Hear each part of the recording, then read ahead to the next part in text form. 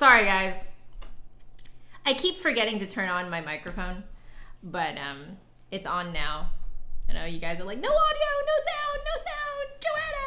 Joanna, no sound. All right, guys.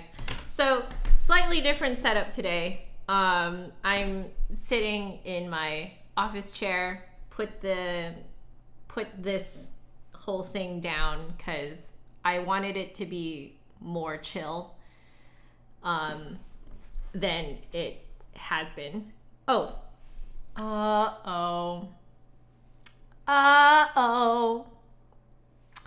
You guys can still hear me, right? Okay, give me a second. I'm gonna see. Why did this have to happen? Oh, my camera. We are going to switch to this camera for a second. Hi, guys. We're gonna see if it can switch back. There we go. I wiggled the cable a bit and then it decided to poop on me.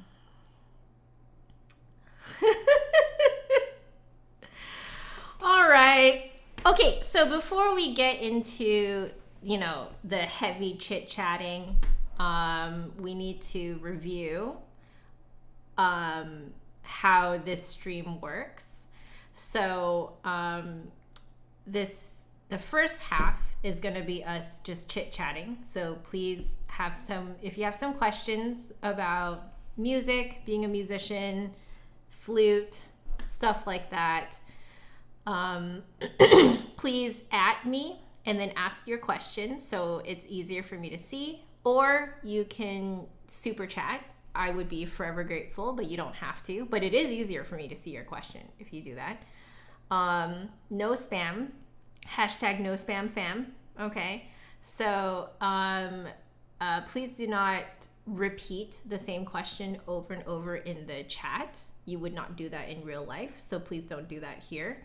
The chat is really meant for you guys to be able to chat with each other. And the reason why I'm really hounding on that is so that when in the second half of this stream, when I start to play music, I'm going to be reading music. So the chat is really a place for you guys to chat with each other. Okay. And if one person is just inundating the chat with the same question over and over, or yelling with capital letters all the time, it just makes a really poor experience for everyone in the chat. Okay. So now I know that some of you guys in here are my my regulars from over on Twitch, and I'm not seeing any of my mods here. So I'm straight up appointing some of you guys to be mods. So Amir, you're a mod. Okay. And Oriana, you're a mod. All right. So we've got 2 mods in here. Yes. So you guys know what to do. All right. If you see someone repeating, give them 1 warning. If they don't heed the warning, they're out. Okay. We don't have time for a 3 strikes and you're out type of thing. It's 1 strike and you're out. Okay. So you guys know what to do. You guys have seen MagicMonkichi do it. Darcinda24 also did it for us. So, all right. So now that we're done talking about how this stream is held, let's do a roll call, shall we? Let's see who's here. Okay, I'm going to try and rattle off you guys' names as quickly as I can. So, hey, Claire. Hey, Amy. Hey, Yurei. I'm a knuckle. Emily, Elena, Miranda, hello. I don't recall seeing you here. So welcome. Hey, Blue Diamonds. Hey, Harry. Ariana, Michael, Jacob, Jade, Andrew, what's up? How you doing? Pabs, April, Carlos, what's up? Let's see. Oriana, yes. And hello, April. How are you? Okay. You're watching my video with my hubs, the Wonder Song, right? Hey Molly. Hey Amy. Another Amy, right? Hey Deja. Who else is in here? Super Mommy. Hello, Super Mommy. Caprice. What's up? Your boyfriend bought you an Altieri bag and a Valentino flute wand. Oh, wow. Good job, boyfriend. Good job.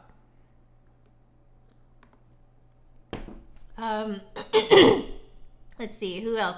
Pabs, what's up? Yo, Chris, how are you doing? Hey, Diana, Noodly Bits. Oh, it's Donna. You changed your username. And that is it. That is a great name. Hey, Jane. Let's see, who else is here? Valentina. Yeah, Einstein, what's up? How are you doing? Oh, you guys. Hey, Iris, hello. All right, we've got quite the little group in here. This is fantastic. All right, so I need to finish Wonder Song. I suppose I do. I actually want to replay the first chapter because I missed a dance. Apparently I could get a dance. And I completely missed it. So I kind of want to play it again, but I might do the first chapter by myself again and then maybe do the second chapter with you guys, maybe.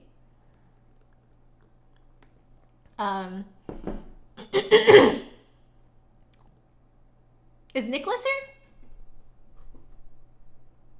Yeah, hello. How are you? Thanks for putting in the check marks there. It is easier to find you that way. Nicholas, I'm making you a mod too. So, so we have 3 mods in here. So thank you. Harry, you got your new flute today. Lovely. Okay. So Andrew is asking if I send a PDF of a sight reading request that isn't public domain and probably can't be shared, would I consider it? Yeah. Also, I know who you are. So yeah, I would accept it from you. You would just need to basically upload a link to the PDF that I could, easily click and read. That's really it. If I know it's from you, I would probably do it.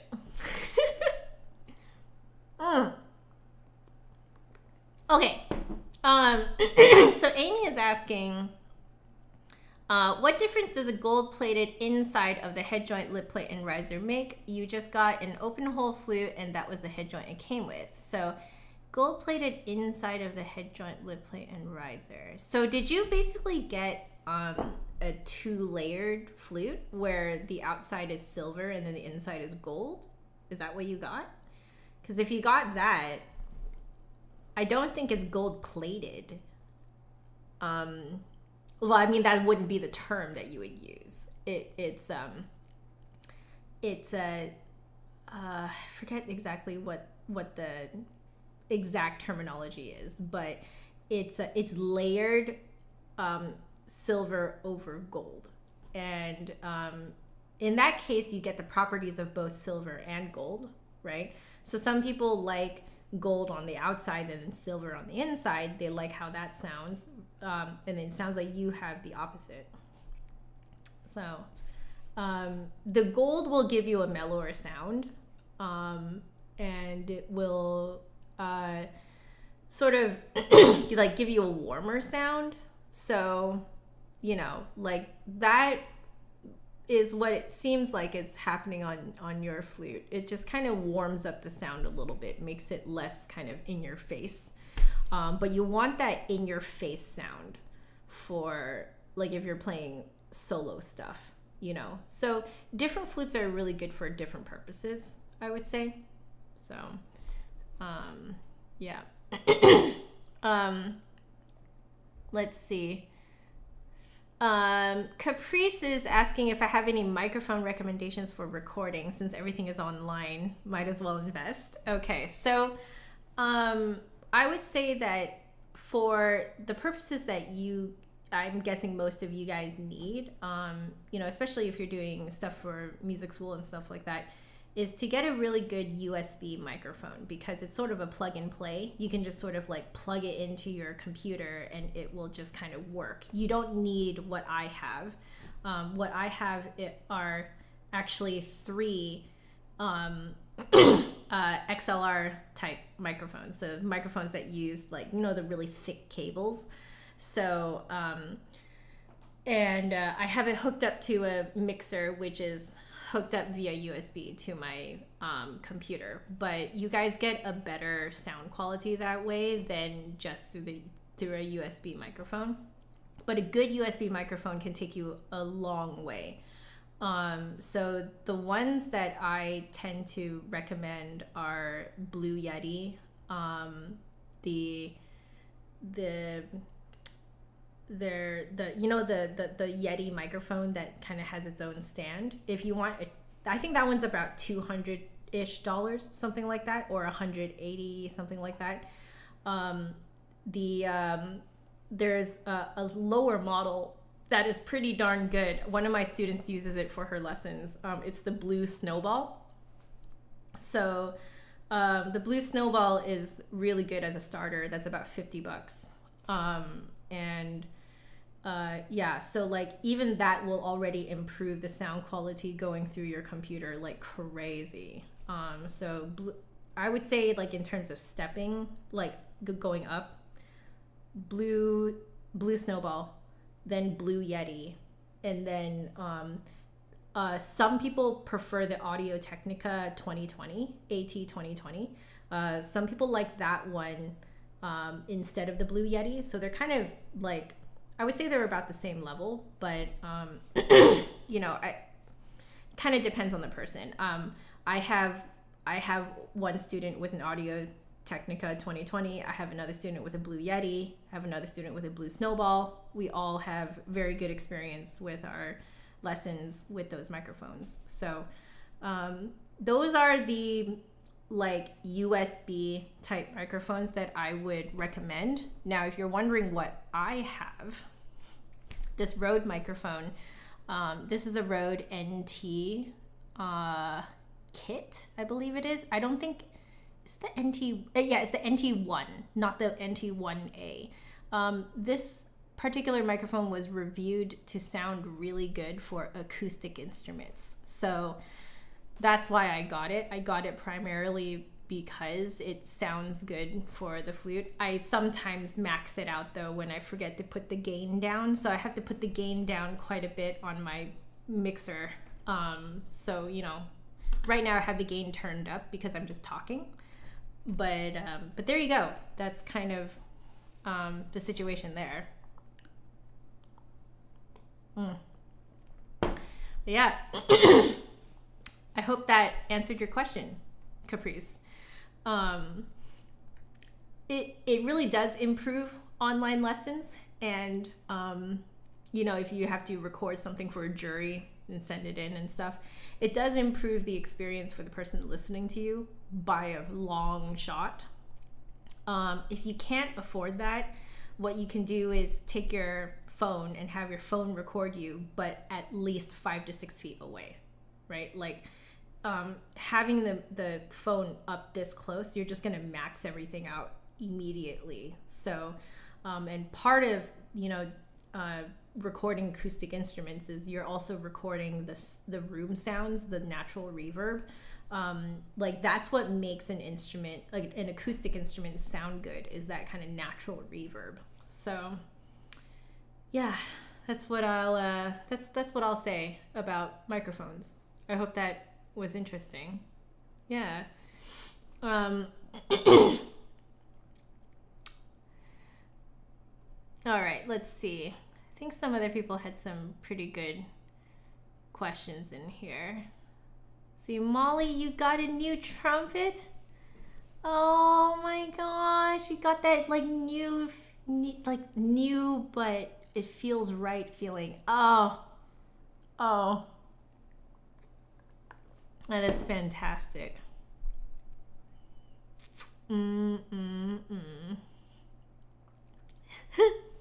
Oh, Andrew, I think I know what you're going to send me.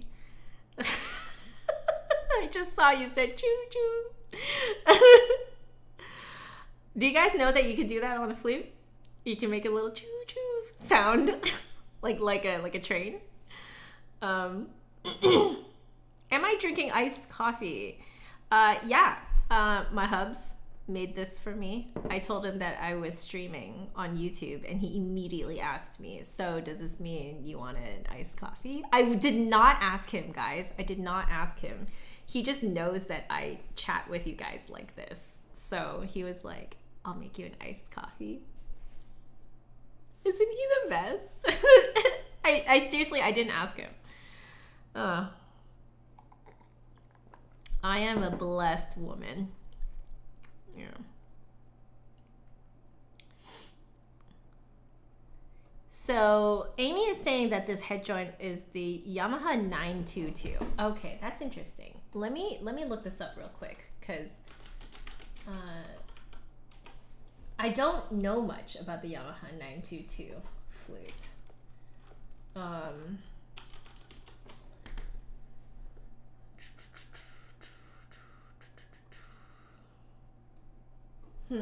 I'm gonna look on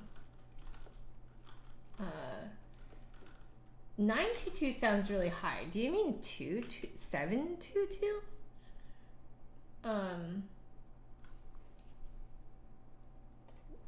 Let's shop on Flute Center. We'll go to Yamaha.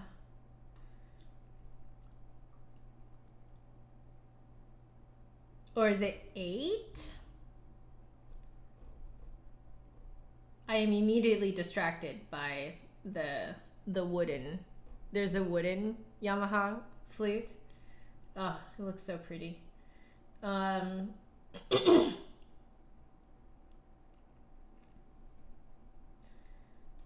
Yeah. I am currently not seeing a model number going as high as 9.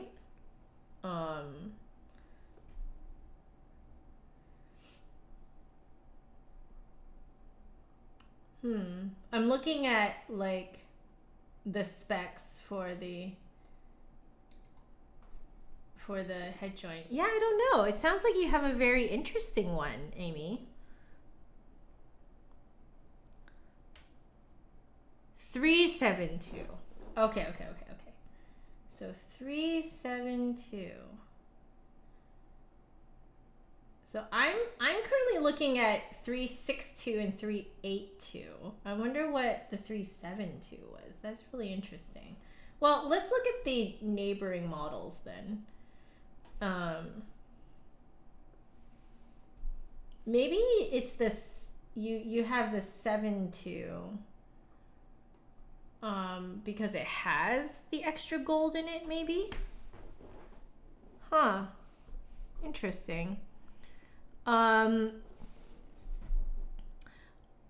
if it's gold plating, I agree with what everyone else is saying here, which is that it has more to do with preventing you from breaking out if you have a silver allergy.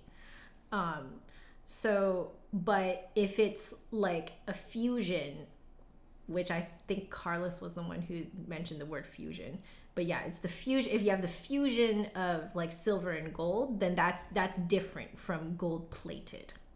Yeah, gold plated usually is to help with silver allergies. At least that's what I know. Yeah. And by the way, Iris here has a very interesting question. What should you do when you're contemplating whether you should get a new teacher? What are the signs it's time for a switch? So I don't have a lot of experience with this. I have to completely be honest with you as the student. So I'll tell you from a student's perspective. For me, I did not have, I just didn't know where else I would go. So I just stuck with the same teacher from high school into my bachelor's. I was lucky enough to study with a flute professor when I was younger. So I hung on through my bachelor's. And then after my bachelor's, I went to a different school. So I had a different professor. It was kind of like a very natural change. You know, it's like you go to different school, different professor. So like for me, it was like I had one teacher when I, lived in California. And I moved up to Vancouver. So I had a different teacher. So all of my changes in teachers, at least when it comes to the flute, have just been a result of moving to an entirely different place, right? So in that regard, I don't have much to tell you. However, I did change piano teachers when I was little, but it was not me. It was my brother who changed teachers. So what ended up happening was the teacher that we were with ended up telling us that my brother had basically had advanced to such a level that she was like, I don't know what else to teach him because I don't go beyond this level. So she handed him off to a different teacher, who I absolutely still adore. I did an interview with her actually on this channel, like very old interview now, like I think it's probably like 10 years old now or so, or almost 10 years old. And it's with Carmencita Espiris. And because my brother switched to her, my mom had the high hopes that she would also accept me as a student. So we actually had to go to her house to audition to get into her studio. Although I think now that I'm a teacher, I'm like, it's not really an audition, okay? It's really just to kind of test out to see if your personalities click, and if you click with the parent of the child or the children. And so I hoped and I prayed that she would accept me too, because we did get the opportunity to watch her perform a recital before we did that audition. And oh my gosh, magical. This lady is amazing at playing the piano. I just remember being like, I had no idea that fingers could even move that fast. Like, what is this? And so I became a fangirl, really, at that recital. And, she's this sweet lady. She's so sweet, and very understanding, and very like she seeks to understand her students, and as human beings in their own right, rather than sort of like an extension of her or an extension of her studio. And she really, I think, sought out the uniqueness of each student and really wanted to foster each student's strengths, while also, of course, strengthening their weaknesses. But she really was like the first music teacher to really ask me what I liked, and let me study what I liked, and would find pieces that she thought I would enjoy. And yeah, she's right. I quite honestly, I think she hit the nail right on the head with me. When she got me to play Chopin, she didn't actually even get me to play like your normal Chopin pieces, she got me to play the Nocturne in C sharp minor, which is kind of unusual, I feel, but it really spoke to me, and I think she could tell.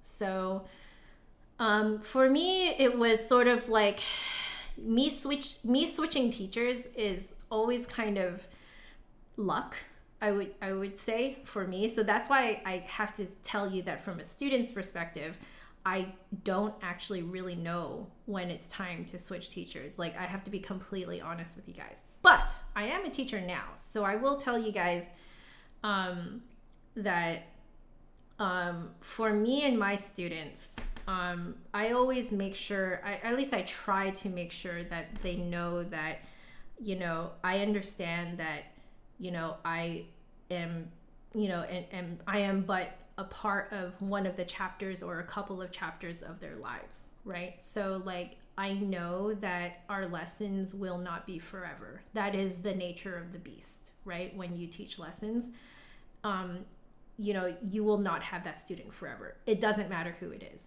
You will not have that student forever, right? Now,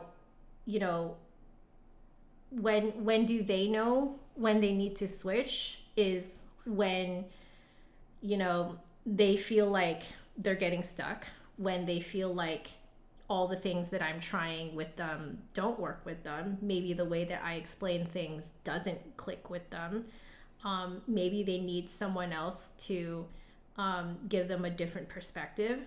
And I've totally had students say like, hey, like, this is not meant to be offensive or anything like that, but, I really just need a different perspective. So, like, I'll go to a different teacher and get some perspective for a few lessons. And then, if you're open to it, why don't we have like a random check-in lesson once every 6 months, once a year or something, just so that they can get, maybe if I've had any epiphanies since the last time I spoke to them, maybe I've grown as a player, and so I have more things to share with them.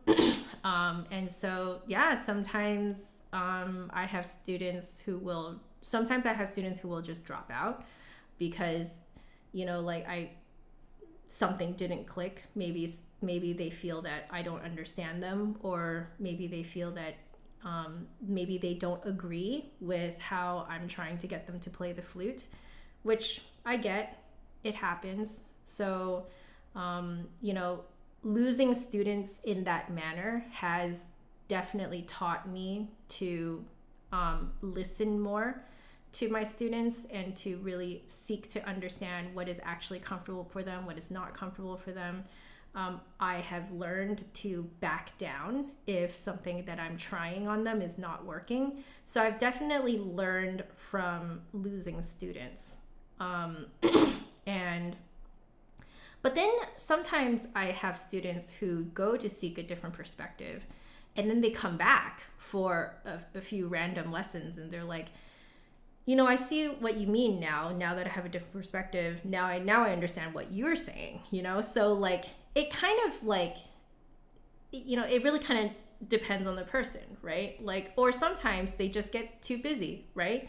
Like a new chapter in their life happens and they kind of have to put the flute on hold, Like, it is what it is. Life is life, right? There are a lot more important things than the flute. There really are. So like, it's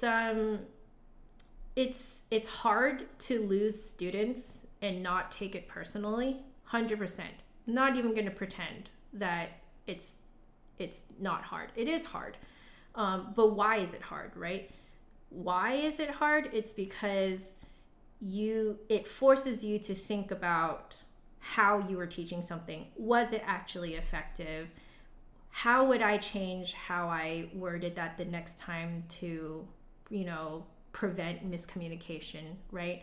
Because a lot of this stuff is miscommunication, or it's like misunderstanding, right? Maybe they thought I was saying one thing when really I wasn't. I was saying another, but they interpreted it differently, right? But then the other way is true too. They said something. Maybe I did not understand it because maybe I didn't listen to them enough. So, it goes both ways, 100%, and so sometimes it's just a different chapter of your life has arrived and it just doesn't make sense for them to take lessons with me anymore. Sometimes they want a different perspective. Sometimes they Sometimes it's their budget. They can't afford it. So we just kind of spread out the lessons as much as possible, sometimes,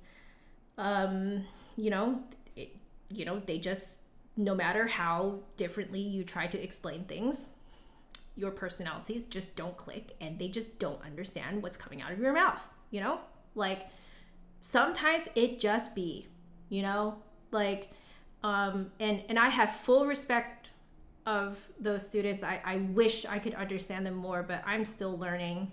Okay. According to the internet, I'm only 27. I'm a few years older than that, but according to the internet, I'm only 27. So, I'm still learning, I think learning to communicate well is a lifelong journey. And I will admit that I have things to learn and I am actively trying to learn, and I am reflecting back on my own lessons as a student and thinking about, where did I go wrong with my communication to my teacher, and reflecting, just to learn from my own mistakes too. And I think this is one of the reasons why a lot of the best teachers out there are getting on in years, right? Why? Is because they've had such, they've had so many more years than a youngin' like me has had to learn how to properly communicate with their students. And, they've made a lot of mistakes. They've learned from their mistakes, maybe they've had, a couple relationships down the road, and relationships really make you consider how you're communicating. I had a pretty bad relationship before I met my man, and and then after I met my husband, my communication definitely got better, and we learned from each other and stuff like that. As you progress with life experiences, your communication gets better hopefully, if you pay attention to it, But yeah, so that's my really long answer to that question of how do you know when it's time to move on?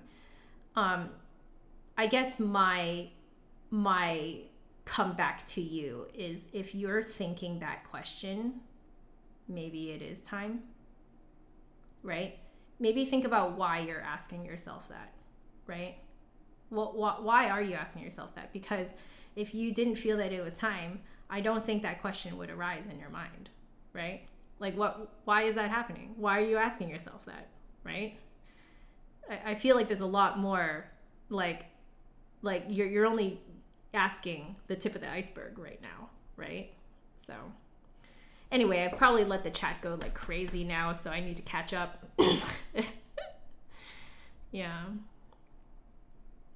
You doubt whether the teaching style is working for you. Yeah. I wonder, I wonder if that is the case for some of the students that I lost too, and I think I appreciate the students the most who tell me when something's not working. I think that's what I've really learned to communicate to my students, is I tell them that my feelings will not be hurt if you tell me that a teaching style of mine is not working for you, right? So for example, I have a student right now who straight up told me, hey, you know what? I don't actually want to go over what I've been I don't actually want to just play for you what I've been practicing. I just want to straight up give you my problems and we just work on the problems in the lesson. I'm like, you know what? Sounds good to me. We'll do it that way, right? And since then, we've had great lessons. But before that, I definitely felt like a push and pull, right? And now we're really going hand in hand together, right? So I think as a teacher, you have to make it very clear to your student that you won't be hurt if they tell you that something you're doing is not working for them, whether it be your teaching style, whether it be how you hold the lessons, or what you're teaching, right? That's a big thing I learned from losing students, I realized that a lot of my students are just shy to tell me that they don't like what I'm doing. They don't want to hurt my feelings. And I'm like, yo, here's the way I see it. You're paying me for a service. okay? You need to let me know when I am not living up to the service that you're expecting, right? So it will not hurt my feelings. In fact, if you tell me what you don't like about our lessons, then I'll just know. I don't have to guess, and then we can just immediately change course and make the experience better for you. That's a big thing I learned, right? So now what happens when you're on the student side? You can test the waters. You can be like, hey, I just want to let you know, I'm not really feeling like our lessons are really working. Like, could you maybe do it this way instead, right? Like, if the teacher is willing to listen to you, they'll be like, oh, wow, I didn't know. Thank you. Let's change course, right? And they won't make a big deal. You just change course. Lessons are suddenly a lot better, right? But if you do think that the teacher's feelings will be hurt, that's kind of when you're like, you could think about changing, right? So, yeah, I don't know. I've thought about this a lot, as you can tell. I think it's one of the hardest things to learn as a teacher. But I do think that it is one of the most rewarding things, because you really improve yourself as a human being. You improve your communication. I am 100% a believer in that. My improvement in teaching has actually improved my relationships just around me, just in my own personal world, like with my family, with John, with neighbors, etc. Yeah. So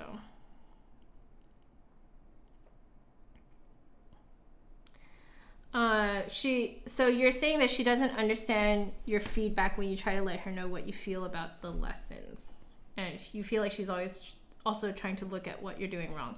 Oh yeah, a lot of you know why teachers do that is because we're constantly trying to improve you. We're constantly trying to make you better. So this is another thing that I have learned to say as a teacher this is why I write down what we're doing in the lesson. The lesson notes are not actually mostly for the student. The lesson notes are for me, because what will happen very frequently is I will teach a concept. Okay, I'll teach a concept or teach a skill. The next week or the next 2 weeks later, the student comes back, plays the piece for me, and I have completely forgotten that they even had a problem with the thing that I taught them. I completely forgot that I taught them the thing the week before or 2 weeks ago, right? And I immediately move on into the next thing that I can make them better, right? But what happens, right? What happens from that is that the student just feels like they're constantly bad. So what I've trained myself to do is read the notes that I wrote down about what I taught them. And if I notice something that they completely got correct without me even realizing that they ever had a problem with it, I now tell them, hey, by the way, that thing that we talked about last time? I could see it in the notes. By the way, you did it so good. I forgot that you had a problem with it.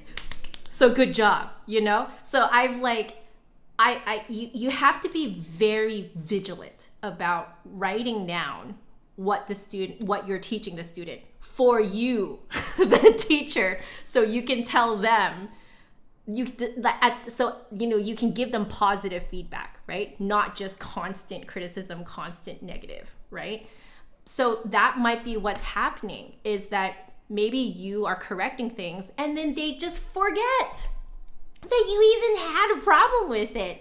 And then they're just on to the next thing. So they are constantly looking for things that you're doing wrong. They are. Why though? Is because they're constantly trying to make you better. But the problem here is that you never get positive feedback, which is also a bad thing, right? You need both positive and constructive criticism to really grow and flourish. So that, I learned that. I definitely did the same thing that your teacher did. I definitely did the same thing, 100%. I've made that same mistake before. I will be the first one to admit it, okay? It took me a long time to figure out that I had to write down notes, not for them, but for me. Okay? That it's for me to remember what they had trouble with before, and now I can see that they can do it, right? Because, you know, if a student just kind of plays whatever, you know, like a lot of times as a teacher, you can't remember what they had trouble with. And so if they sound like they're not having trouble with something, it's on to the next thing, you know? Yeah. Oh, Carlos, thank you. Hey, Cand, I feel like I haven't seen you in a while. You're welcome, Iris. I think you brought up a really great question. Because I think I see it more from the teacher's perspective, and now you guys have more context as to why I don't really see it from the student's perspective, is because when I was a student, I only ever switched teachers when I moved. That was it, you know? So Malachi is wanting me to describe my teaching style. A whole lot of listening and observing. And a lot of sharing my own epiphanies, right? So I practice every day, every weekday on Twitch. There is not a practice session that I have that I don't stream. I stream all of my practice sessions. And why do I do that? I do that for myself, okay? I have really bad imposter syndrome. And one of the ways to combat it is to just put everything out there. Okay, so anytime I get that question in my head of like, oh, when will they find out you're a fraud? Now I can say, they already know. It's out there. And they don't care. Like, I actually have an answer to that question now. Now that's besides the point, okay? Now the point is that I have regular practice sessions, which means that I am still developing myself. I still get flute epiphanies. I still learn. And so a lot of my teaching is kind of like, especially for my more advanced students, I love experimenting and sharing with them my own epiphanies and seeing how it manifests on them. So I'm not telling them to copy me exactly, but I'm telling them to consider sort of the baseline reasoning for why I am doing something differently, right? So it's really fun to compare because every body is so different. Every body is so unique, and it's really fun to see, depending on how different you are, how you play the flute and how you best play the flute, right? So I just think it's really cool, you know, that everyone plays the flute differently, you know? And it presents a really fun challenge to teach a whole bunch of people who are all very different from you, you know? So, yeah, I would say that that's kind of my teaching style. I do a lot of sitting and observing. I do a lot of discussion, you know? Yeah. How does one return to the flute after a long summer hiatus? Ramp up. You got to do a ramp up. So, you know, something like maybe have 1 week on tone, harmonics and tone, right? Don't push yourself more than that. Just like harmonics and tone, kind of get into it. Find the center of the sound without worrying about the fingers going crazy, right? Second week can be sort of your technique bootcamp week. So you can do this in a variety of ways. You can maybe do six scales a day, or if you want it to be a true boot camp, you can do like 12 major scales the first day, 12 natural minor the next day, 12 harmonic minor the day after, 12 melodic minor the day after that, and then rotate back, you know, get all your scales in order, or, you know, some sort of rotation of technique-y things, scales, passages, arpeggio passages, broken chords, you know, stuff like that. Or you can follow something like the Marcel Moyes 480 exercises. He has a neat little chart that tells you exactly which exercises to play. So you don't even have to think about it. You can just sort of follow his chart and go through. So for those of you who are wondering what I'm talking about,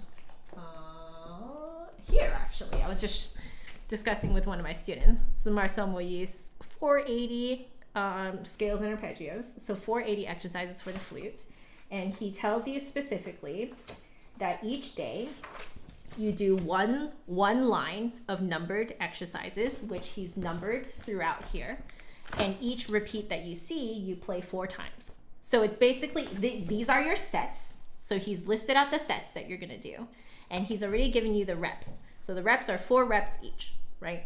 So you can do something like that, you know, like you don't even have to think about what you're going to do. He's listed them all out for you, you know? So if you wanted to go hardcore, you would do 1 line a day, right? And it would be 40 days to get it all done. But if you didn't want to go that hard, you could do half a line.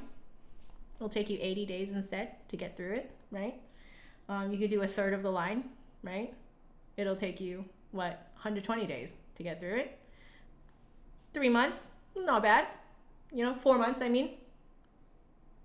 Yeah, 4 months. I swear I can math, okay? Yeah, 4 months, not bad, So, like, it just kind of depends on how hardcore you want to go, So, yeah. So I would do like a ramp up, slow ramp up, tone week, technique week. Maybe you can choose like an etude, do an etude week, right? 2 or 3 weeks-ish, and usually you're right about where you last left off. That's what I find, but definitely do a ramp up. Don't just bash right back into what you were doing before the summer. Okay, yeah, definitely don't do that, because it's that, like, think of it like if you didn't work out for a while. You went on vacation or something, right? You should not come back from vacation and just go straight to the gym. Like, gyms aren't even open these days, but you shouldn't just go straight to the gym and just like run till you die and lift till you die. No, right? You have to kind of like ramp it back up again, right? Over a couple weeks. So, yeah.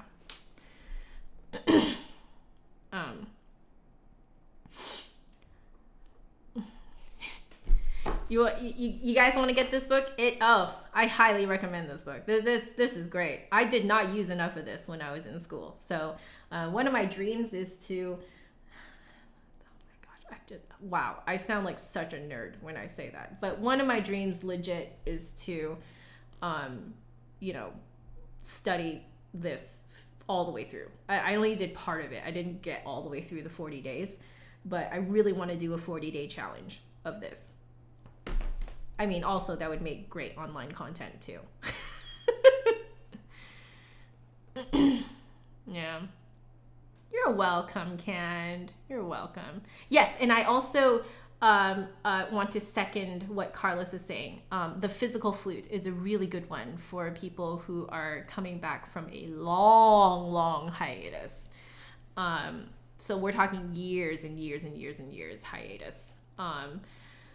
That one brought Carlos up pretty darn good. He's now my student, so hope you don't mind I just called you out like that. But he is now my student, so I can absolutely verify that the physical flute definitely works. Yeah. Batman-y. Okay, what kind of books would I recommend for someone who's trying to move to the intermediate level? You bought a book that was too advanced for you and you don't know what to practice. Okay. So I don't actually know a lot of really good intermediate books to use, because I tend to just basically use the advanced ones, but I guide my intermediate students through them. So unfortunately, my actual answer is get a teacher to use the advanced book on you and to guide you through it. That actually is probably the way to go. That's how actually a lot of these method books are written. They're written with like having the guidance of a teacher in mind, right? Because like, how else are you going to progress, right? So however, something like the physical flute or similar books that are written for adults who are returning to the flute after a really long time. I feel like there's another really good one too. I think I saw a really cute one on like Flute Sheet Music, I think has this. So if we look at collections,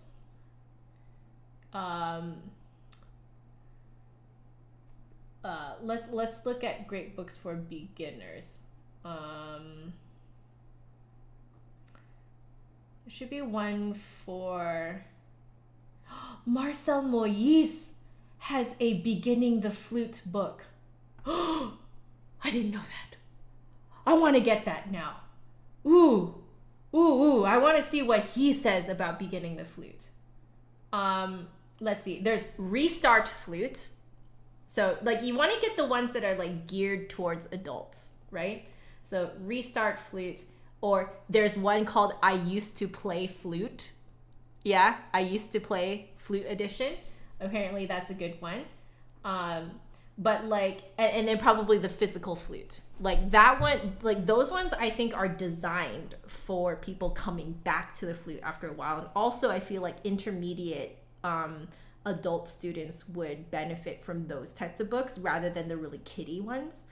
I have a student who actually, I did it again, guys. I'm sorry. Give me I jiggled the cord again. Give me a second. Oh. La la la, give me a second. Hello. Hi, guys. Let me go back. Yes, this is so professional. So professional. Okay. Yeah, so I think the issue that I had with the intermediate Rubank book was that it very clearly is written with the idea of having a teacher guide you. There's like almost no words in there that really tell you why you're doing what you're doing.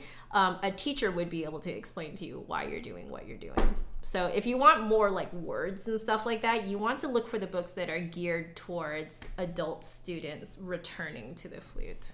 So is that helpful? Oh, fantastic. Yeah. Let's see.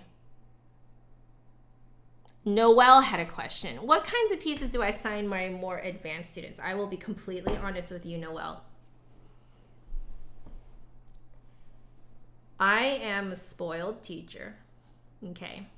Now, you have to kind of, understand why I'm spoiled, okay? All of my students find me through this YouTube channel, okay?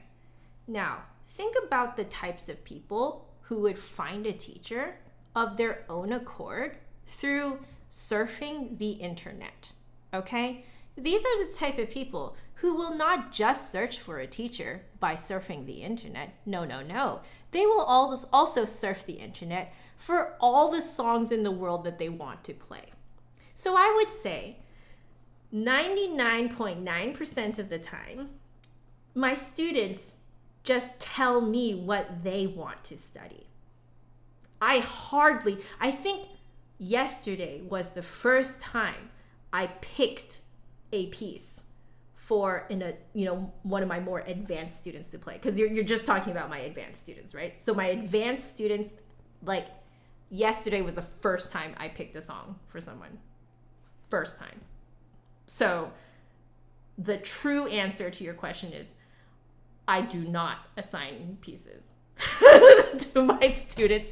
They assign it themselves, and they do not pick easy pieces. They don't pick easy pieces. They really don't. And it is fantastic.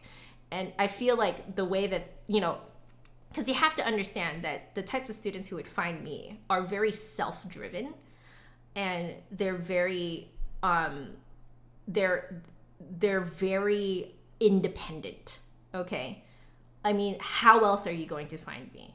You're going to find me because you surf the internet of your own accord for me, right? So I end up with all these students that are insanely self-driven and insanely independent.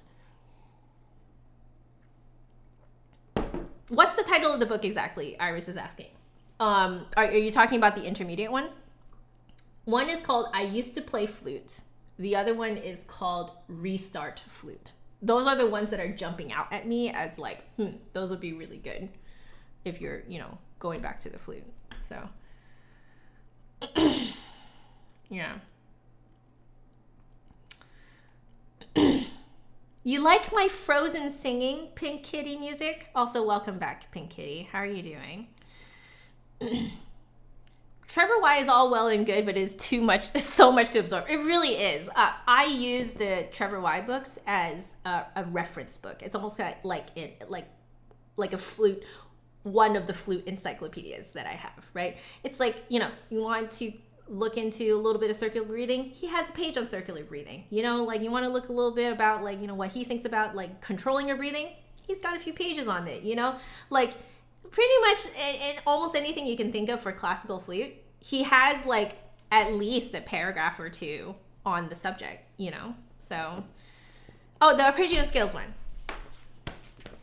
Look up 480 exercises for the flute. For flute. 480 exercises for flute, Marcel Moyes, and you will find this book. You can also use my code, JAF, for 10% off at flutesheetmusic.com. Yes. I get a commission if you do that. It's tiny commission, but it is still commission.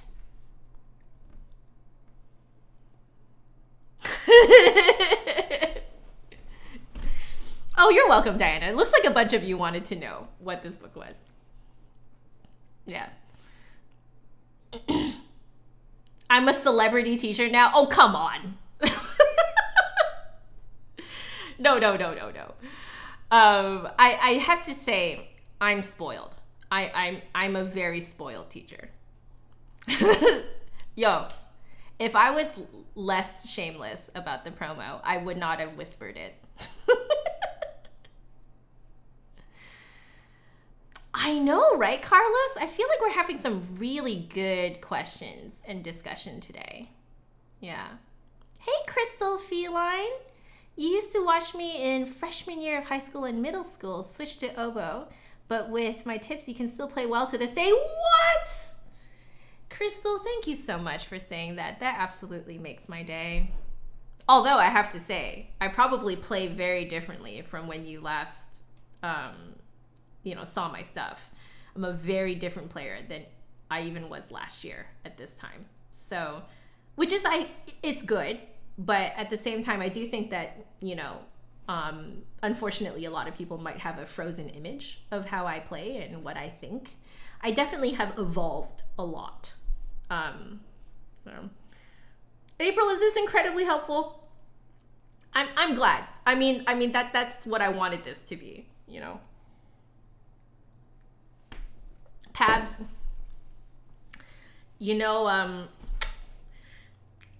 there is a Just Another Flutist preferred collection on flutesheetmusic.com. If you guys look under collections, you'll see there's one of them is called Jaff Favorites. Those are my favorites. So those are my favorites, okay? Not saying that those are the only books that I use and recommend. Obviously, like the whole, recommending I used to play flute or restart flute, physical flute, stuff like that. I'm only recommending stuff that I've actually used before, right? That I can like really confidently say, hey, I know what these books are about, right? So I should probably add these. I think I need to add this on there if it's not already on there. Yeah. Oh, is it JAF or JAF? It's capital JAF, but no spaces. Yeah.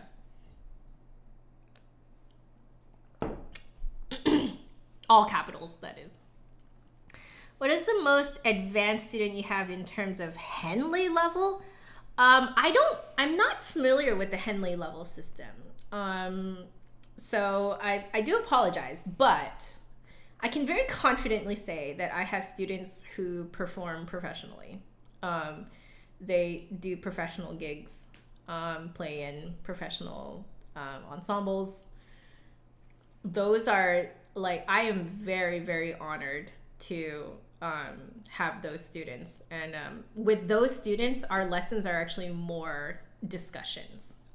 They're more like, I discovered something and so I'm sharing it with them, and then we have like really truly like an equal sort of two-way discussion about it. Sometimes they bring up something and they ask me about it and they want to know my kind of professional opinion about it. So we'll have that kind of thing. How I pronounce it, I think in my head I pronounce it Jaff. Yeah.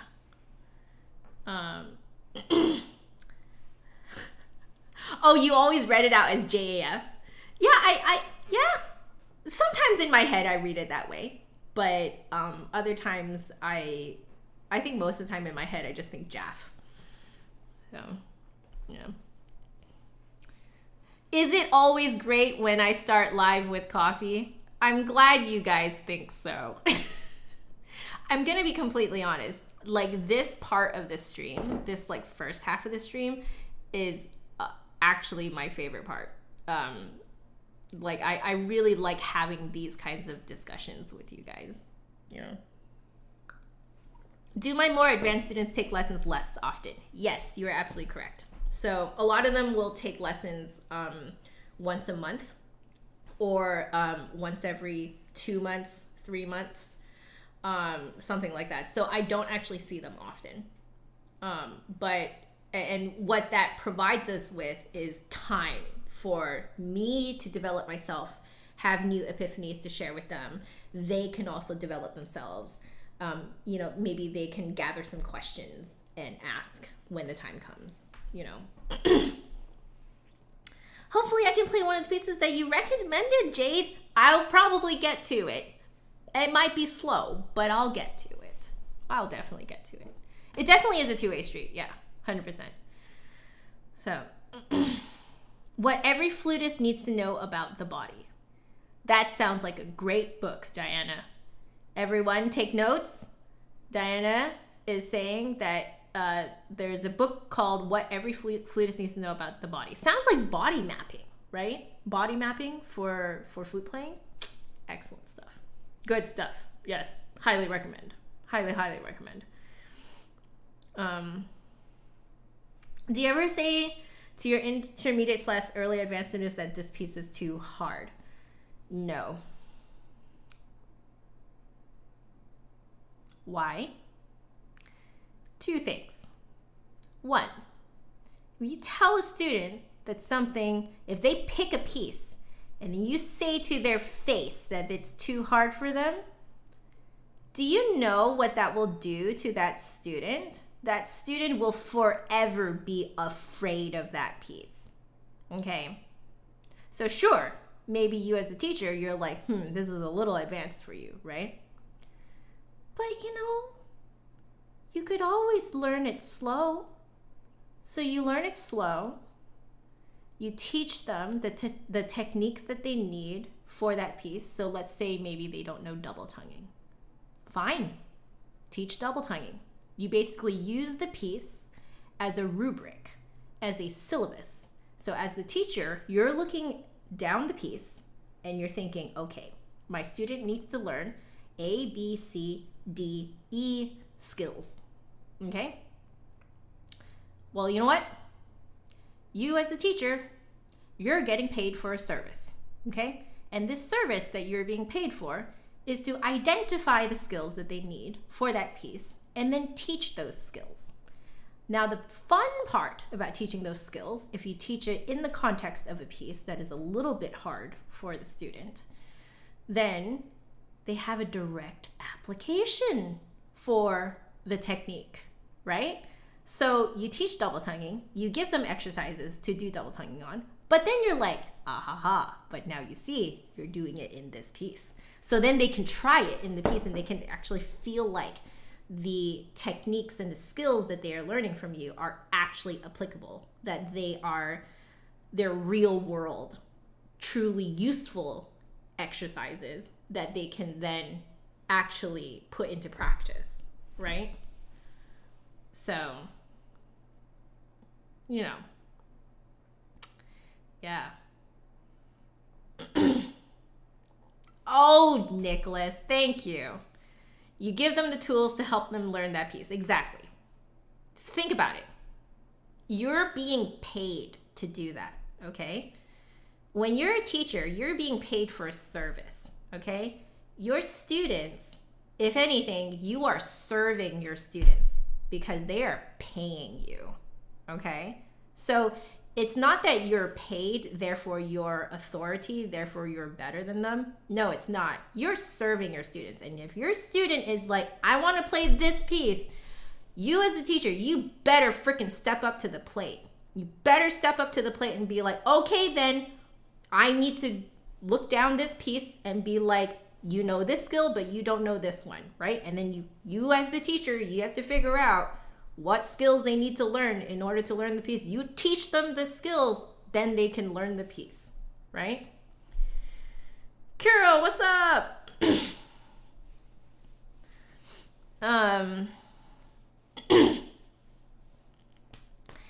Caprice, any advice on tonguing?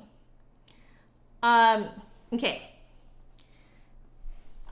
Very quick tip. Okay, I'll keep this really short.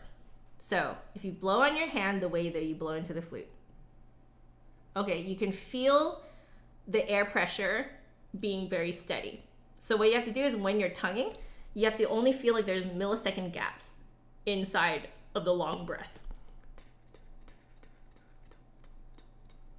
If you can feel what you're doing, it'll prompt you to intuitively do what you need to do to make sure that it's actually like maintaining the same air pressure for every tongued note. That's my quick tip. Okay. Let's see. Is it realistic to expect of a teacher to have a long-term plan for the lessons? You feel like you're missing direction, but you're not sure whether you can expect that. You're autodidactic, but you feel lost. Okay. So what I do with my students is in the trial lesson, I straight up ask them, what do you want out of these lessons, right?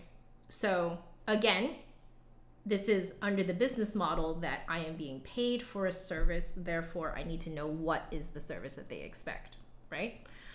So, and part of that service is what do you expect long-term, right? So for some students, maybe we only know short-term what we need to do, right? So what we'll do then is I'm like, okay, you want to learn this, this, and this, all right? So I'm thinking based on how you play now and your goals, let's basically connect the dots between your current state and your future state, okay? So, you know, based on my experience, I can tell that we need to do this, this, and this to connect you from now to later, right? So for example, maybe I'll say something like, okay, sounds like you have a bunch of questions. So maybe let's spend the next 4 lessons or so answering all the questions that you have about flute playing, okay? But it also sounds like you want to get into a routine. So let's do Q&A for 4 sessions. Then let's do getting you into a routine, which will take 4 to 6 lessons. It takes a long time to get a student into a routine, by the way, right? So I give them a very realistic expectation of like, okay, just so that they know that we're not just wandering around for the first few lessons, that I really am just answering all the questions that they have for now about the flute that they've been wondering about, that they've been burning to ask, right? Answer all those questions, 4 lessons or so, depends on the student, right? And then it's going to be another 4 lessons, 4 to 6 lessons, getting them into a routine. So it's like, yeah, they'll expect it to feel a little bit slow at first to get them into the routine. But the thing is, like, we'll be halfway through and they'll be like, they're doing the same exercises over and over, but they know why, right? They know that, okay, next lesson, Joanna will like take me through a different thing to add to my routine. So I have hope, right? So I have noticed that helps, right? And then after the routine is set, then every now and then I'll check in with them and be like, is this still what you want to do? Right? Is this going in the direction you want? Do you want to change course? Right?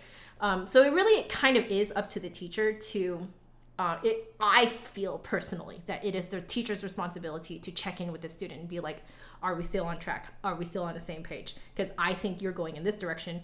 Do you want to go in that direction? Right?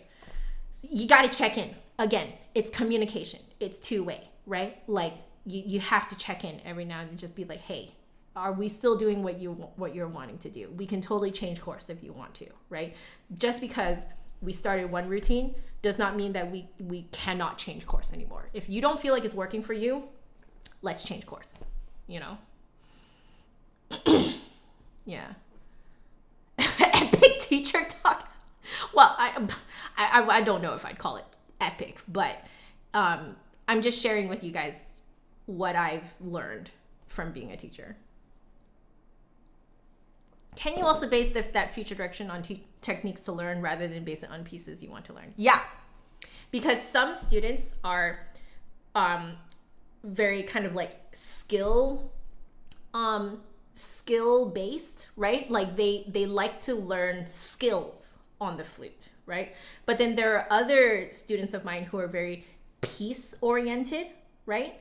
So if it's skill oriented, then what we do is a lot of times they prefer exercises.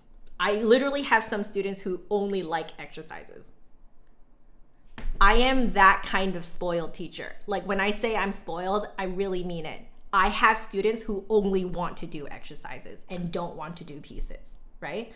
So, so if it's kind of skill-based students, they will go exercise heavy, and I will ask them straight up, are you actually okay with going only exercise-based? That's it, right? And I will actually get the okay from them. Okay, now if they are piece-oriented people, right, then I let them choose the pieces, right?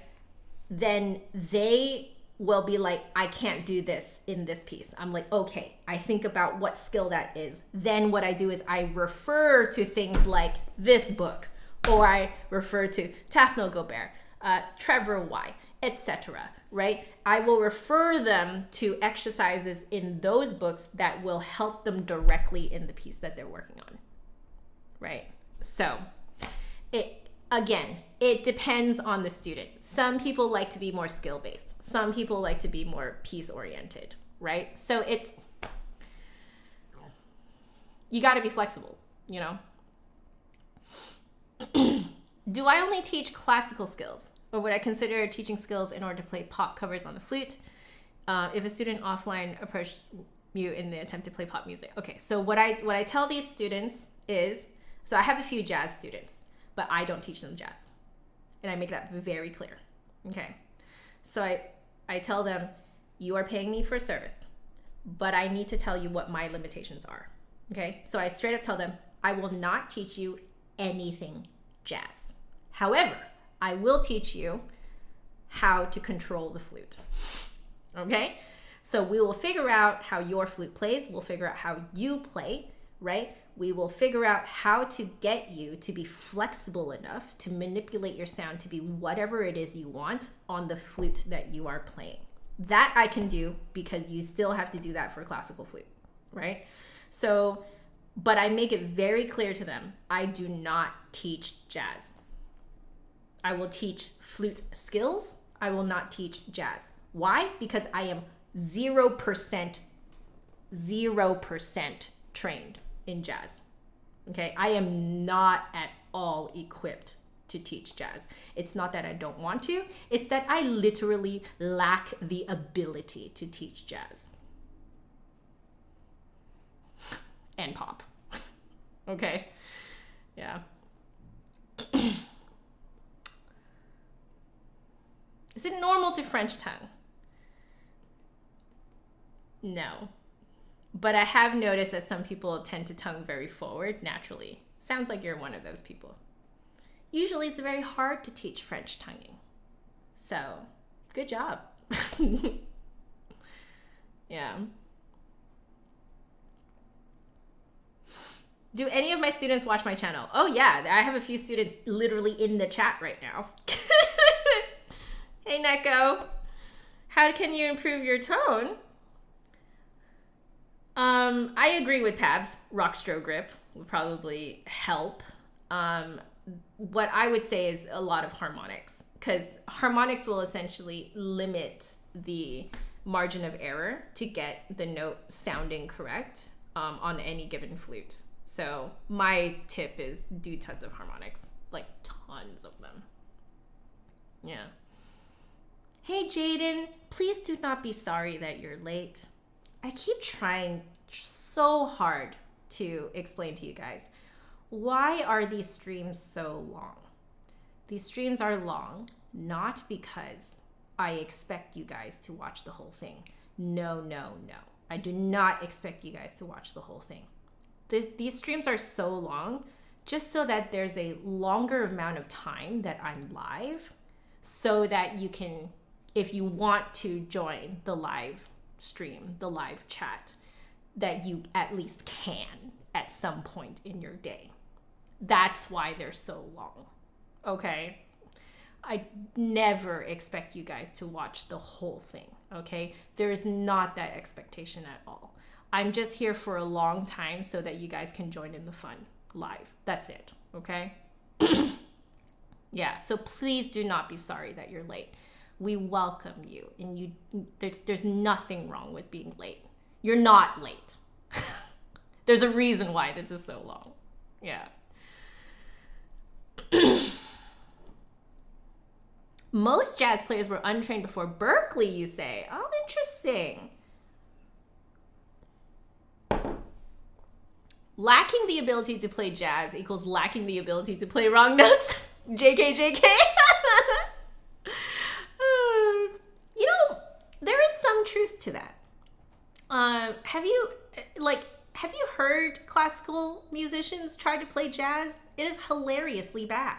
It's like if I were to try to play jazz, I can't get that lovely, fluffy sound that you need to play jazz flute. Jazz flute sounds wrong with a full tone. I like the fluffy sound, but it's hard to get it. It's really hard. Yeah. Yeah, I can't do it, right? Like it sounds, it's like, so this is how I've explained it to my jazz students, okay? I told them, if you get me to play like jazz flute, it will be like trying to get an opera singer to sing like Diana Krall. No.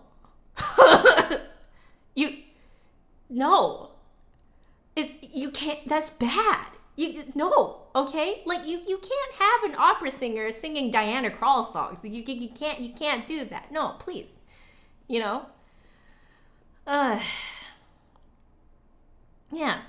But it's like, I feel like jazz flute only really works with that fluffy sound. It's a very specific fluffy sound, and I can't get it. You try to sing pop and you sound like a dying whale, Super Mommy. You were a vocal major, right? Because I feel like you've had a lot of discussions with MagicMonkichi about being a vocal major. Yeah. So, like, guys, I totally admire jazz. Jazz is, like, to me, is freaking magical. I don't get it. I will never get it, and I hope I will never get it, right? Because I feel like it's magical to me because I don't get it, you know? Like, that's why the, like, opening music and the break music for this, you know, for this stream, it's all, like, smooth jazz and stuff like that. Like, that is my relaxing jam, okay? Yeah. Ananya, you are asking such a loaded question. What do you think the best part of James Galway's flute playing is? Dude, what a loaded question. I mean, I will tell you the first thing that pops in my mind is the ease and effortlessness of his playing. Just, it's like he's not even trying. I think that's the best part. Like, that's in my head. The first thing that pops in my head, right? Is just how he's just doesn't even look like he's trying. You know? Yeah. You're having the opposite of Galway discussion on Discord. Interesting. I think the other thing about Galway is that he's marketed himself really well. I mean, come on. Like, think about it.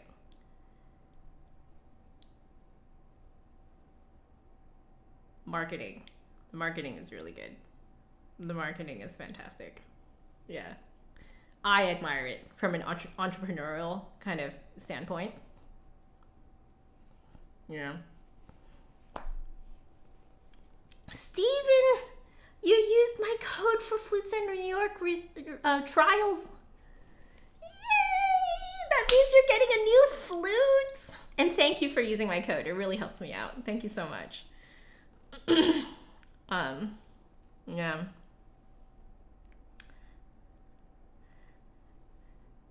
Interesting, Nicholas. You think that he makes everything sound too effortless and easy. How?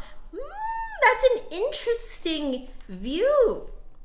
See, I think that's the best part of this. I think that's iconic, right? Like, it's iconic Sir James Galway, right?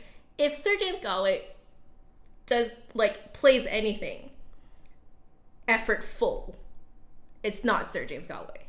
Like, it must be some guy, like, cosplaying as him, okay? Like, Sir James Galway himself, everything is effortless. That's iconic. Like, I feel like that's it's almost his branding at this point, you know? Like, if it wasn't effortless, it's not Sir James Galway. That's how I would see it, right? Yeah. It can make us feel unachievable. Well, I mean, part of his branding is the man with the golden flute, right? Which kind of, like, you know, it implies this kind of effortlessness, you know? Yeah. Hey, Julian. Yeah, I agree. His branding is really good. Like, the marketing, like, is on point. Okay, like, on top of the fact that he plays like a god, okay? He like, branding, marketing, on point. That guy has got it down, man. Yeah, he's got it down.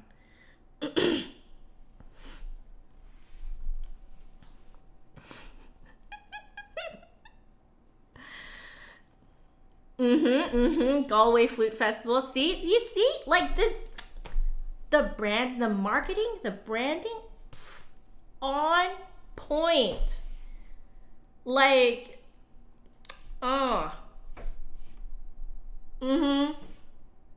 Yep, and his students are basically an extension of him. Yep. Like, the legacy, you know? It's like beyond the point of branding at this point. It's like a legacy now, you know? Like, how great is that? Like, come on. You have to admire that, man. He's, like, created a legacy. Yeah. Super mommy. Okay, guys, I just took a look at the time, and I am way over time for this first half. Now it's like 2/3, okay, of the stream. So I need to rinse this out. Well, I need to soak this. And then I need to rinse out my mouth. Maybe take a little potty break, okay? Sorry if that's TMI, but I'm human, okay? I need a potty break. So potty break for me, maybe potty break for you guys. Grab a snack, grab a drink. I'll be back, I don't know, 5-10 minutes, something like that. I need to just kind of, like, you know, get with it a bit. I think I will raise this desk so I can play a little bit, but okay. I will be right back, but you guys keep chatting, okay? Have fun, but, you know, I think it's time for a break for everyone. Harry, thank you. Harry, thank you. I will use the £3.99 for a coffee. I will do it. Thank you very much. You're so sweet. Anyway, I'll be right back, guys. Okay? Again, don't go too wild, okay?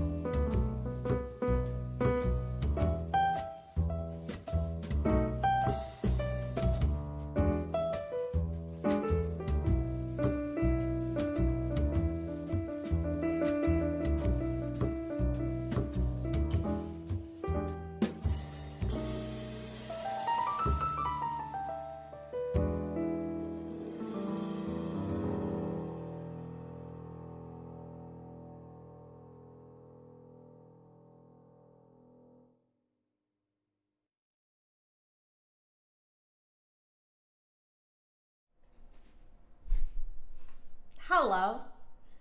Do you notice a slight change? So I have, I just raised my my desk up because it is a sit-stand desk. Raised my desk up so I can read some music. You guys like this, by the way? This is a ceramic thing, and I stole it from my husband. Well, he kind of gave it to me too, so you know. Iris, have you joined our Discord? It's a fun time over there. Please join us over on Twitch too. It's awesome. I love like, you know, the community on Twitch.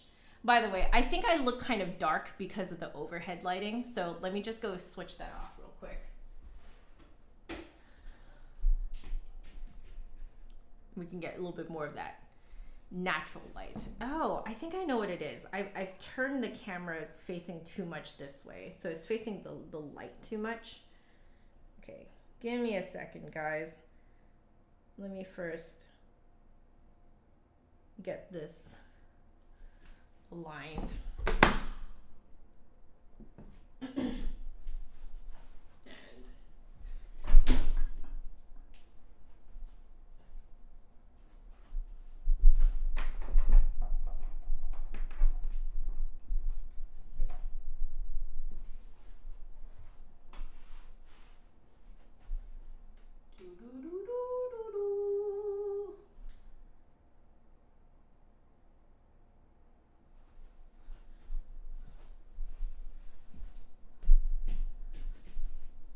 Yeah. See? More light. Gotta love it. Okay. Need a ring light. I did consider that, and I like natural light more. So we're doing it this way. Okay. Let's take a look. I think we were finishing up the Mendelssohn today. That's I think what was happening. So let's go to my drive. Let's see. I think it's Mendelssohn. Yeah. It's for the, let's see, open link. There we go. Okay. I will, let me copy this over from the previous video. I feel like that's the easier way to go about it. So here we go. Okay, so we're finishing off the request from last time. Let me put this here.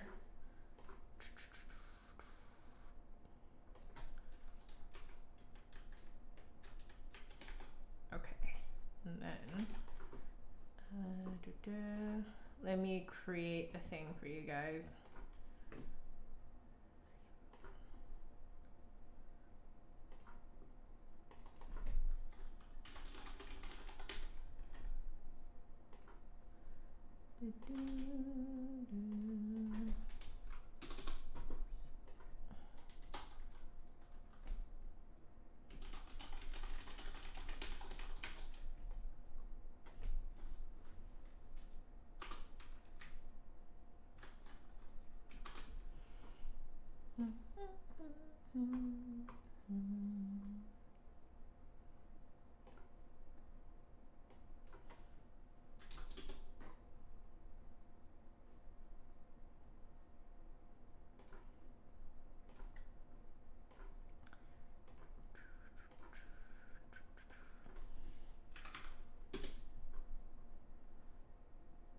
Gonna move this down here. Boom. Okay, great. So you guys can see, I think the outline for that is way too much. Do you guys agree? I feel like the outline is way too much. Let's go with like 8, not 14. Yeah, that's better. Oh, so much better. Okay. Well, let's finish reading this. I recall that we were like, I think like middle, somewhere in the middle ish.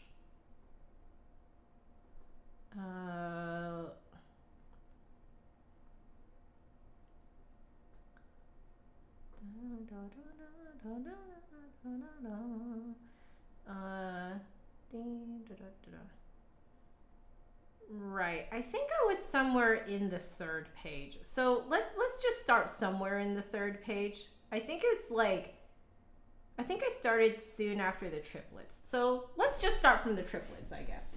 I'm not sure how much of this actually should be sight read, because you guys keep sending me music to sight read that really should not be sight read. But whatever. It's a good way for me to learn more music. So, let's see.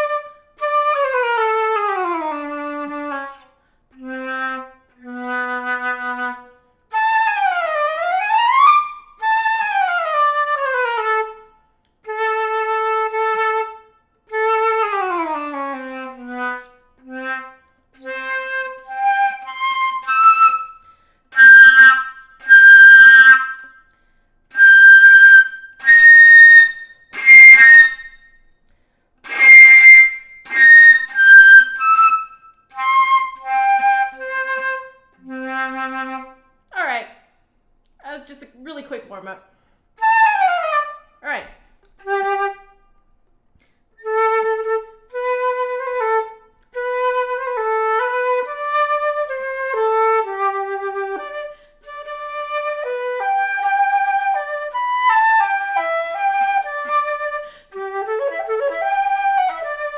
Yeah.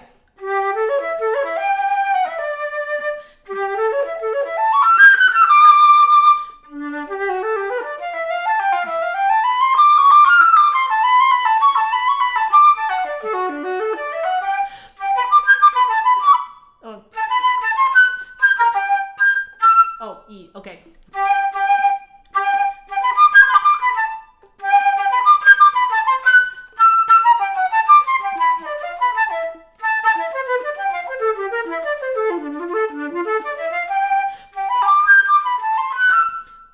Yeah.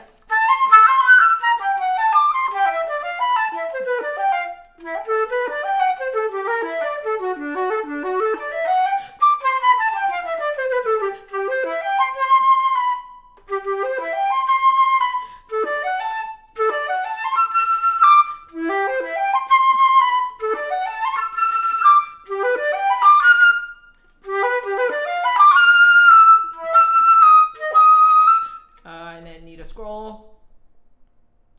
Let's see.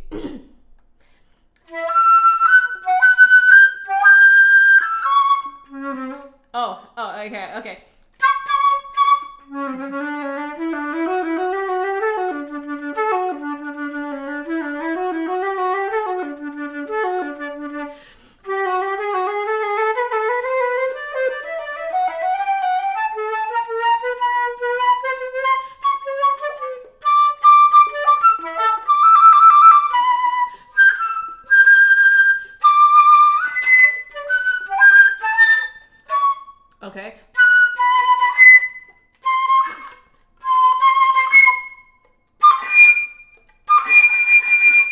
Okay, that's cool. High D.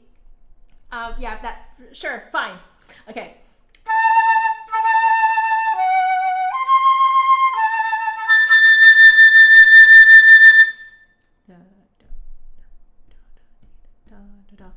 I got slow. Sorry.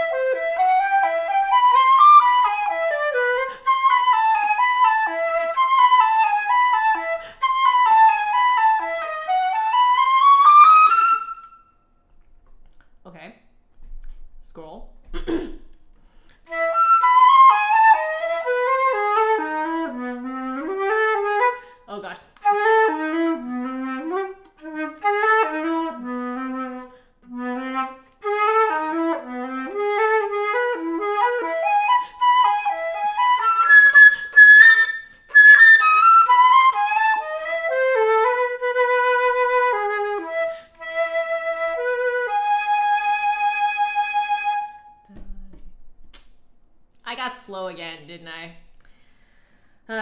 Okay.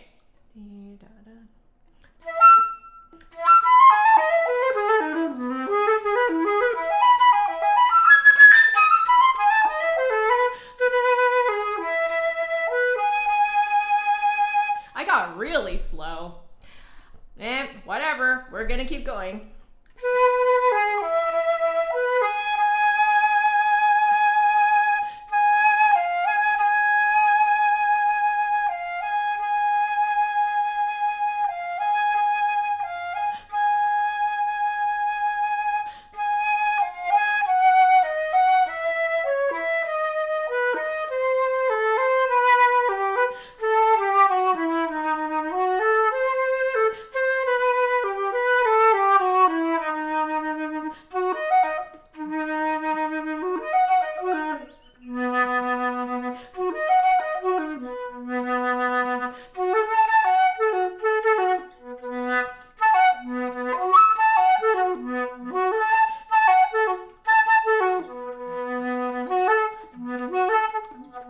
Oh gosh.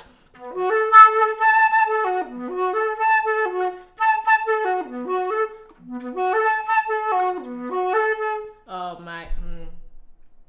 Okay, so all low Bs, plus there's like this octave leap in the middle. Okay.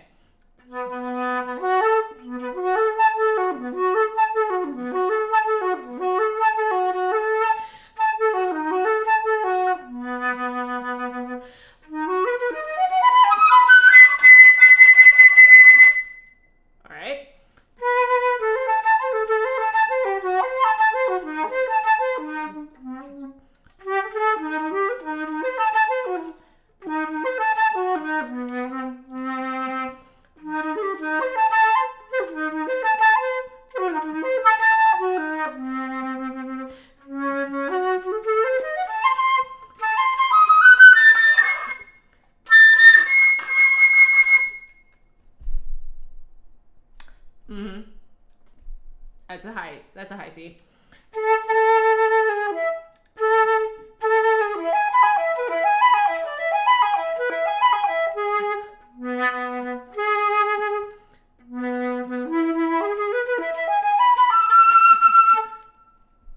This is yeah, it's a cadenza.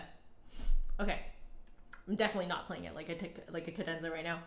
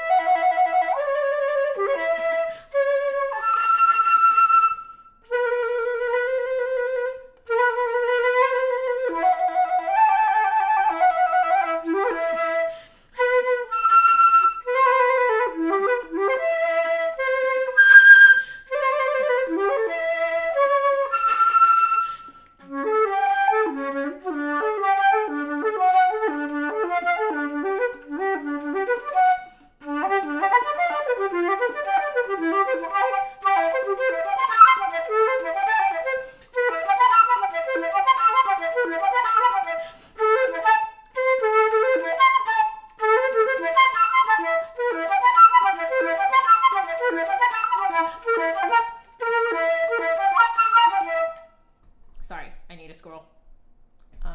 Let's see.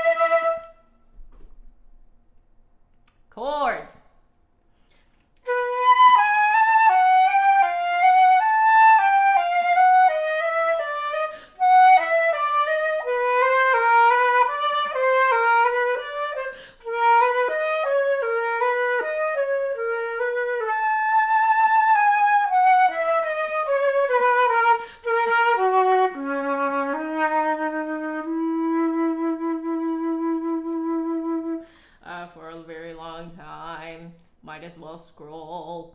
Okay. I keep wanting to scroll a bit and then it scrolls back.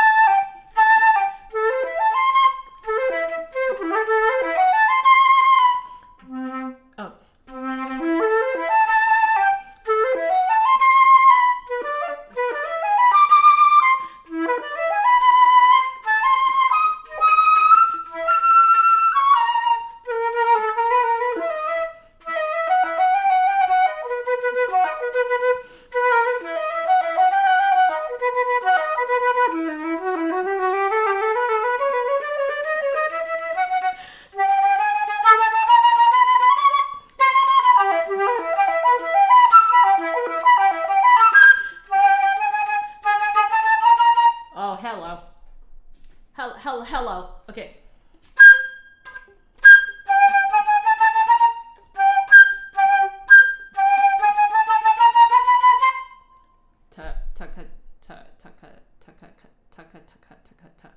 Oh man.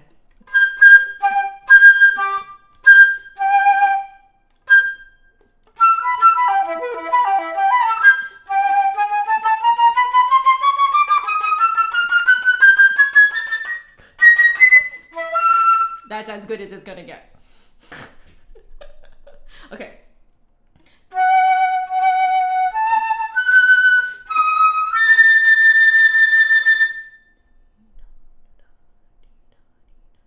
Okay.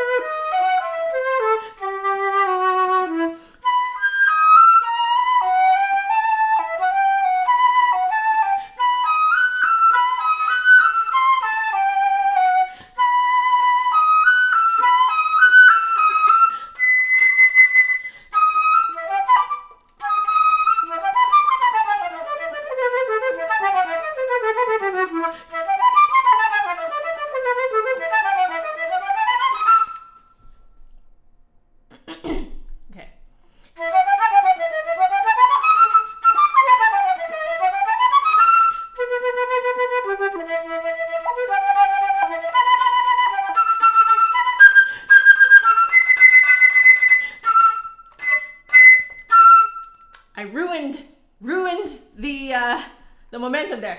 Okay.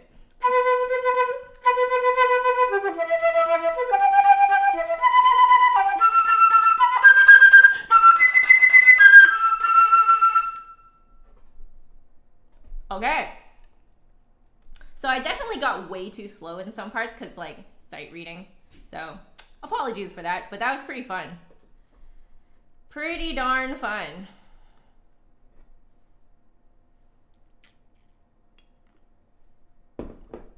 Oh, my vibrato is more of the old school music recordings. Vibrato is usually more dynamic.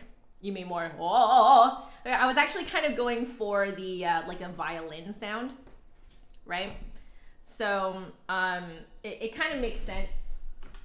Like, especially, like, I can play the beginning, you know?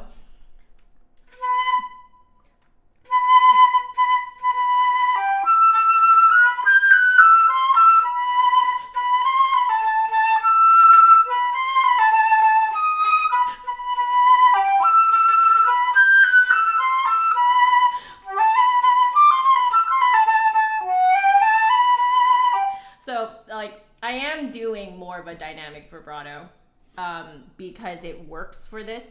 But you may find that I don't end up doing that same type of vibrato everywhere. Yeah. Vibrato is fun to play with. It's very fun to play with. Hey, Melanie. How you doing?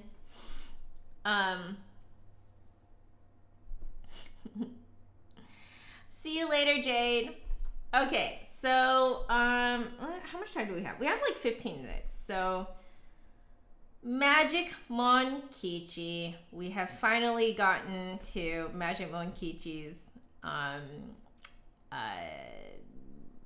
request. So let's see what you want me to play.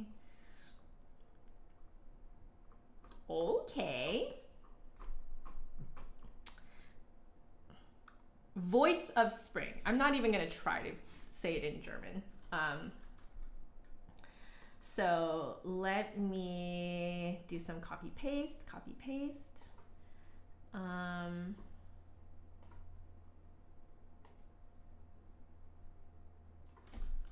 right.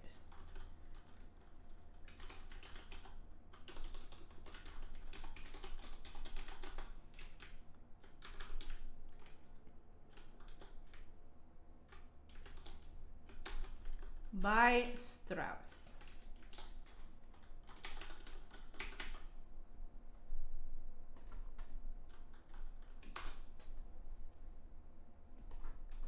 Okay, give me a sec, guys. I need to actually add it below.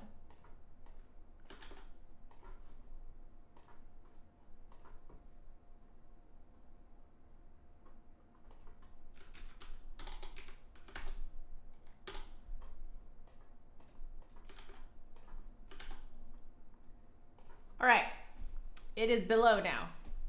Let's try this. Voice of Spring. Waltz. Okay.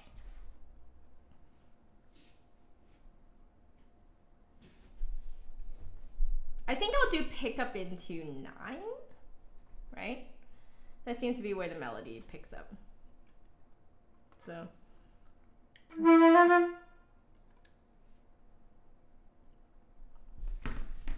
This quarter note equals 200. So I'm guessing you don't count it in 3.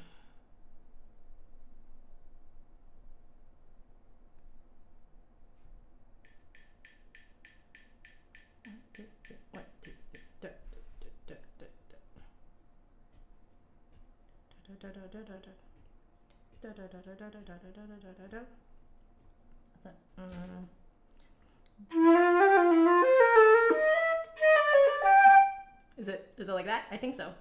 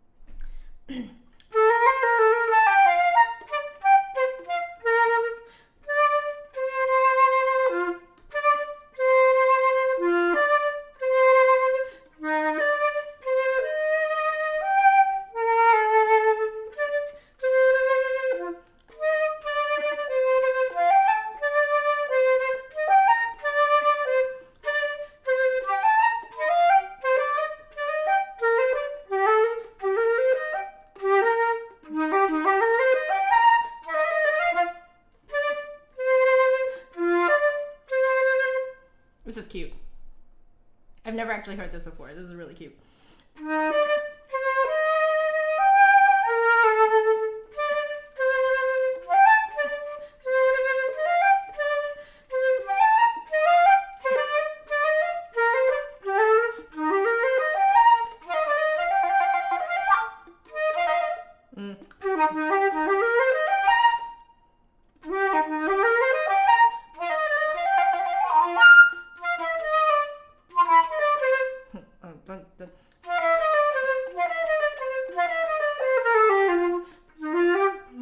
Oh, I can't go that low, so one octave higher.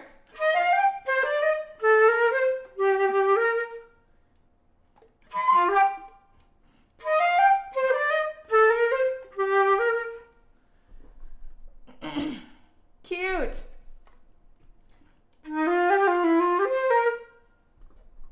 Is there a key change? Where did the key change happen? Oh! You know what? Let me back it up a bit, because there was a key change that happened I didn't even notice, because I thought it was like an accidental. Oh, okay.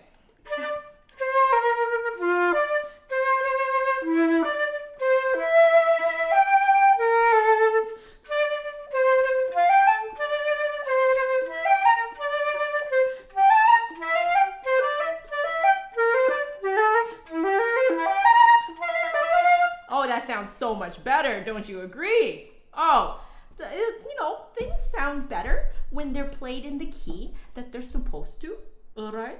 Okay, anyway.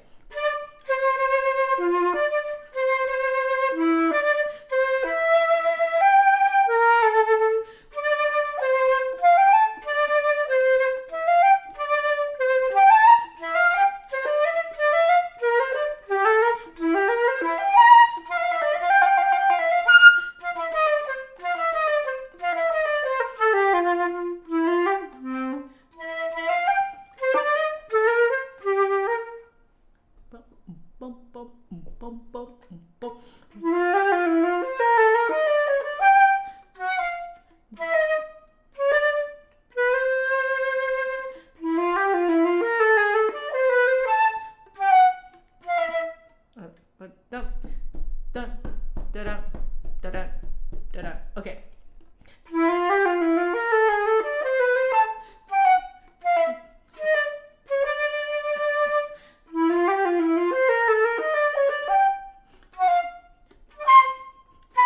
Oh, okay, wait, I've been playing it wrong. Back it up.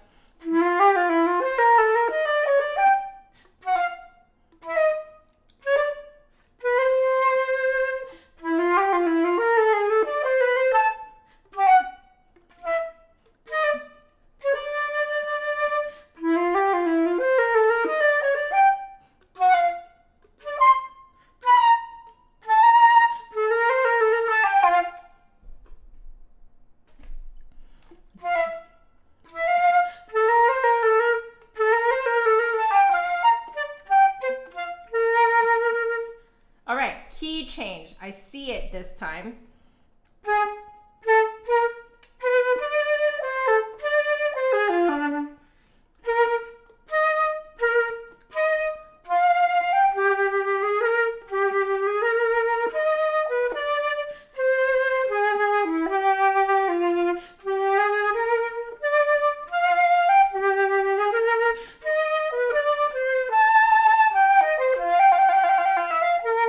Something like that.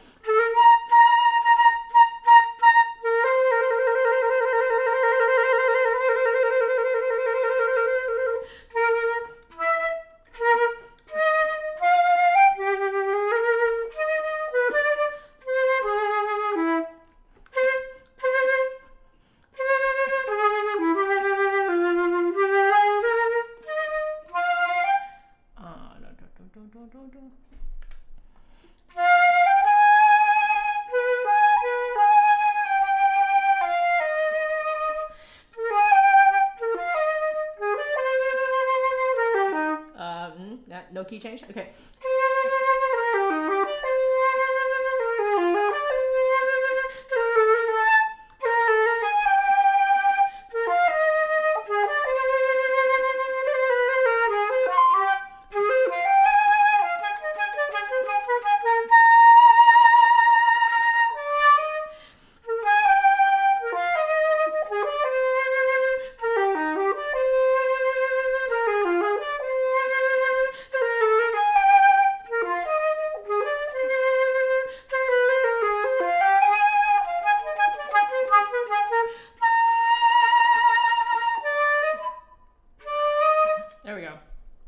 get your resolutions right. Okay.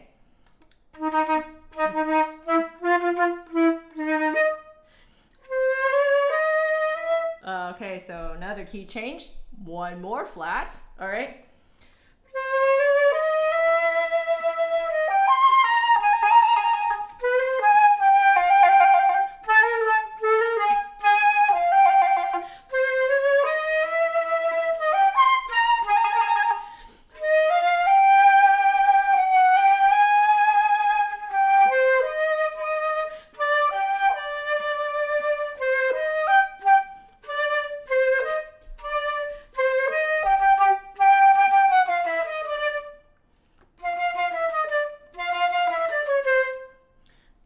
This is a good place to scroll.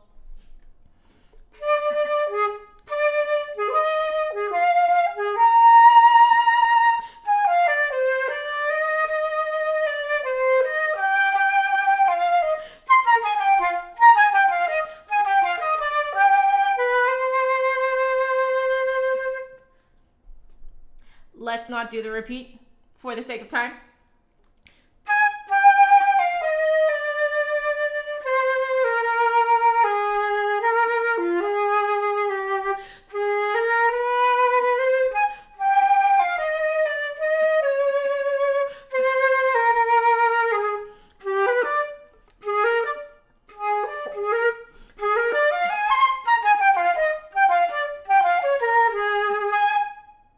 Okay.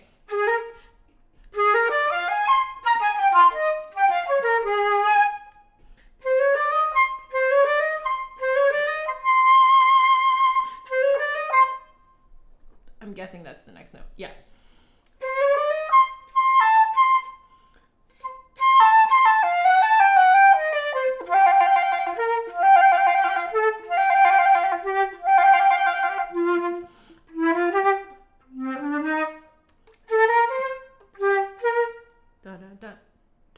Oh, I did get that right. Okay, cool. I had to bring it up an octave because can't play that low on the flute.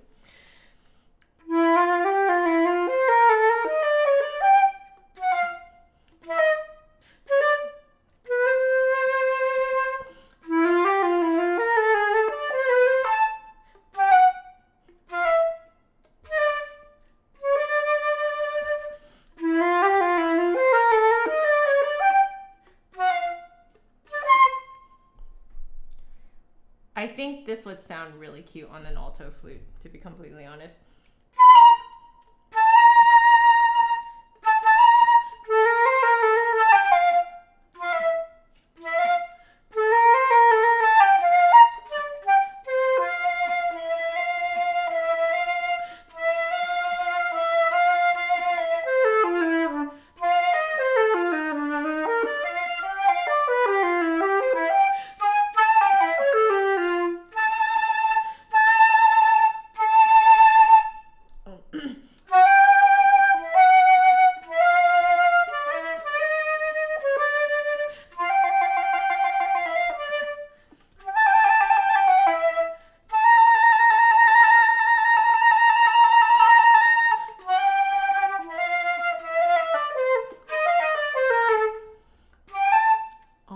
Okay, so there's a little, I'm probably going to need to read the bottom line too for this.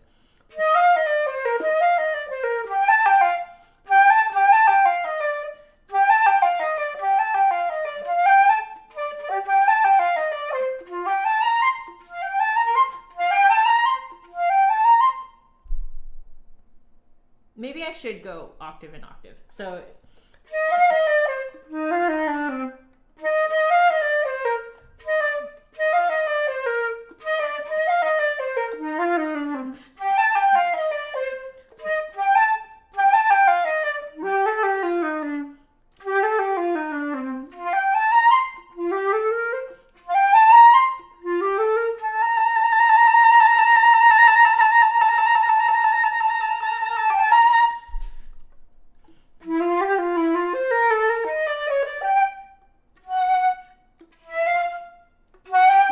there should be a courtesy natural, I think.